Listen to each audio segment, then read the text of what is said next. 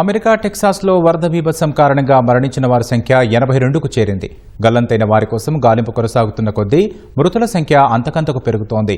వరద ప్రవాహంలో గల్లంతైన 41 మంది ఆచూకీ కోసం అధికారులు ముమ్మరంగా గాలిస్తున్నారు. నది ఉగ్రరూపానికి తీర ప్రాంతంలో ఎటు చూసినా విధ్వంసమే కనిపిస్తోంది.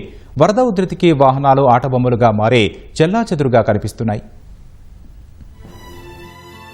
అమెరికా టెక్సాస్లోని వరద బీభత్సానికి ప్రాణాలు కోల్పోయిన వారి సంఖ్య క్రమంగా పెరుగుతోంది. తాజాగా మృతుల సంఖ్య 80 దాటింది. ఇంకా 40 మందికి పైగా ఆచూకీ లభించాల్సి ఉంది. కేర్ కౌంటీలో ప్రాణాలు కోల్పోయిన వారిలో 40 మంది పెద్దలు, 28 మంది చిన్నారులు ఉన్నట్లు అధికారులు తెలిపారు. కొన్ని రోజులుగా కురుస్తున్న భారీ వర్షాలకు గ్వాడాలూప్ నది ఉప్పొంగడంతో లోతట్టు ప్రాంతాలు జలమయమయ్యాయి. తీరం వెంబడి ఉన్న క్రిస్టియన్ బాలికల శిబిరాన్ని వరద ప్రవాహం ముంచెత్తింది. బాలికలు గాఢ నిద్రలో ఉన్న సమయంలో కేవలం 45 నిమిషాల వ్యవధిలోనే నది నీటి మట్టం 26 అడుగులకు పెరిగినట్లు అధికారులు చెప్పారు. ఈ విపత్తులో శిబిరంలోని ఎంతమంది బాలికలు వరద ఉధృతికి గల్లంతయ్యారనే విషయంపై ఇంతవరకు అధికారులకు స్పష్టత రాలేదు. తన దారికి అడ్డం వచ్చిన ఇల్లు, రోడ్లను వరద ప్రవాహం క్షణాల్లో తుడిచిపెట్టేసింది. వాహనాలు కాలువల్లో చెల్లాచెదురుగా పడిపోయాయి. ఇళ్లలోని వస్తువులు ధ్వంసం కాగా లోపల భారీగా బురద పేరుకుపోయింది. భారీ వృక్షాలు నేలకొరిగాయి.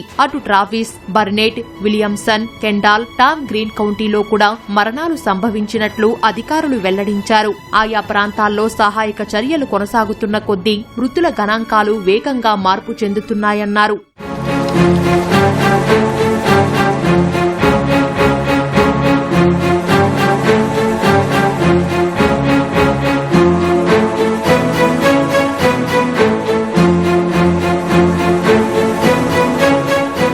టెక్సాస్లో మరోసారి వరదలు వచ్చే అవకాశముందని అధికారులు హెచ్చరించారు. టెక్సాస్ ప్రకృతి విపత్తుపై స్పందించిన అమెరికా అధ్యక్షుడు డొనాల్డ్ ట్రంప్ టెక్సాస్లోని ప్రజాప్రతినిధులతో కలిసి పనిచేస్తున్నామని చెప్పారు. త్వరలో ప్రకృతి ప్రకోపానికి గురైన టెక్సాస్లో పర్యటిస్తానని ప్రకటించారు. ఇప్పటికే టెక్సాస్ వరదలపై స్పందించిన ప్రధాని మోదీ ఈ విపత్తులో మృతి చెందిన వారి కుటుంబాలకు ఎక్స్ వేదికగా సానుభూతి తెలిపారు.